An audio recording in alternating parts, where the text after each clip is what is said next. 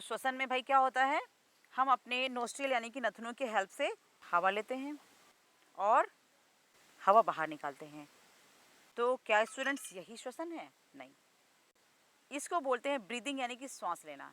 ये श्वासोच्छ्वास है, इसमें हम क्या करते हैं, ऑक्सीजन लेते हैं यानी कि हवा हम इनहेल करते हैं और कार्बन डाइऑक्साइड की बहुलता वाली एयर हम बाहर निकालते हैं। तो ये तो हो गई ब्रीदिंग। एक क्वेश्चन आता है दिमाग में कि कहा जाता है कि हाँ, नाक से सांस लेना उत्तम होता है मुंह से सांस लेने की अपेक्षा। तो हाँ, बिल्कुल है। और ऐसा इसलिए है क्योंकि जो हमारे नोस्ट्रिल्स यानी कि नथुने जो होते हैं, वहाँ पर क्या होता है, वहाँ पर छोटे छोटे रोए होते हैं। तो रोए होने की वजह से क्या होता है कि अगर हवा के साथ में कोई कीटाणु या कोई धूल कण वगैरह पहुंचते हैं तो वो उनमें फंस जाते हैं, अंदर नहीं जाने पाते हैं। और अंदर जो हमारा नेज़ल चैम्बर होता है, उसमें जो हम हवा लेते हैं उसको गर्म करने और उसको नम बनाए रखने की व्यवस्था होती है। तो इसलिए नाक से सांस लेना मुंह से सांस लेने की अपेक्षा बेहतर होता है। तो श्वसन तंत्र की अगर हम बात करें तो सबसे पहले आता है हमारा नासाद्वार यानी नोस्ट्रिल, जहाँ से हम सांस लेते हैं। फिर उसके बाद ग्रसनी, ये जो फूड नली यानी कि भोजन नली है और श्वास नली है, यहाँ पे ये कॉमन आती है। उसके बाद वहाँ पर आता है हमारा कंठ यानी कि लैरिंग्स। लैरिंग्स यानी कि कंठ क्या कर रहा है, आगे जाके श्वास नली में डिवाइड हो रहा है। फिर वो डिवाइड हो जाती है जाके श्वसनी में, श्वसनी से श्वसनिका, और फिर वो जाके दो पार्ट में डिवाइड होकर दाएं और बाएं फेफड़ों में पहुंचती है। वहाँ पर क्या होता है, वहाँ पे छोटी छोटी गुब्बारे जैसी संरचना होती है, उसको हम बोलते हैं कूपिका कोश। और वहाँ पर ढेर सारी ब्लड की सप्लाई होती है, जिसमें ये जो हम हवा सांस के द्वारा लेते हैं उसमें की अधिकांशतः ऑक्सीजन एब्जॉर्ब कर ली जाती है और हमारी कोशिकाओं में जो कार्बन डाइऑक्साइड होती है वो वहाँ की जो रुधिर वाहिनियाँ हैं वो ले लेती हैं और बाद में कार्बन डाइऑक्साइड के रूप में बाहर निकाल दी जाती है। अब इसे हम डायग्राम के द्वारा देखते हैं। तो ये तो हो गया नासाड्रॉल यानी कि हमारे नोस्ट्रियल्स। ये मुख गुहा हो गई, यानी कि मुख गुहा और नासा द्वार से जो एयर पहुंचती है वो आती है हमारी ग्रसनी में।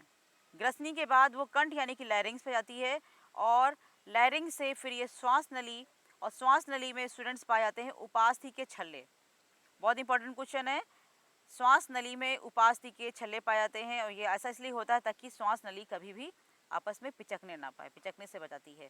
और ये श्वास नली आगे जाके ये देखिए डिवाइड हो रही है दो पार्ट्स में, जो जो क्रमशः दाएं और बाएं, या मतलब जो हमारे दोनों फेफड़े हैं दोनों फेफड़ों को जाके सप्लाई कर रही है। वहाँ के बाद ये देखिए छोटी छोटी छोटी छोटी श्वसनिका बनती हैं और श्वसनी होती है, फिर श्वसनिका होती है, फिर कूपिका कोश होते हैं। एक नज़र डालते हैं मनोश्वसन क्रिया में। तो ये श्वसन क्रिया होती है दो, एक हो गया अंतः श्वसन, एक हो गया उच्च श्वसन। तो अंतः श्वसन के दौरान क्या क्या होता है, इसमें हमारी जो वक्षीय गुहा होती है ये फैलती है, जबकि जो उच्च श्वसन क्रिया होती है उसमें वक्षीय गुहा अपने मूल आकार में वापस आती है। और अंतः श्वसन में क्या होता है, पसलियों से जो जुड़ी हुई पेशियां होती हैं यानी कि पसलियों से संलग्न पेशियां सिकुड़ती हैं, और उच्च श्वसन में पसलियों की जो पेशियां होती हैं वो शिथिल हो जाती हैं। अंतः श्वसन में वक्ष ऊपर और बाहर की ओर गति करता है, जबकि उच्च श्वसन में वक्ष अपने स्थान पर वापस आ जाता है। अंतः श्वसन में गुहा में वायु का दाब कम हो जाता है और वायु फेफड़ों में भरती है, जबकि जो उच्च श्वसन होता है उसमें गुहा में वायु का दाब बढ़ जाता है और वायु यानी कि कार्बन डाइऑक्साइड फेफड़ों से वापस आती है। एक नज़र डालते हैं इसके हम मेन पॉइंट्स पे। तो अंतः श्वसन में क्या है, तो जो अंतः श्वसन है इसमें श्वास द्वारा वायुमंडल से गैसों को अंदर लिया जाता है, और उच्च श्वसन में फेफड़ों से वायु या गैसों को बाहर निकालने की क्रिया होती है।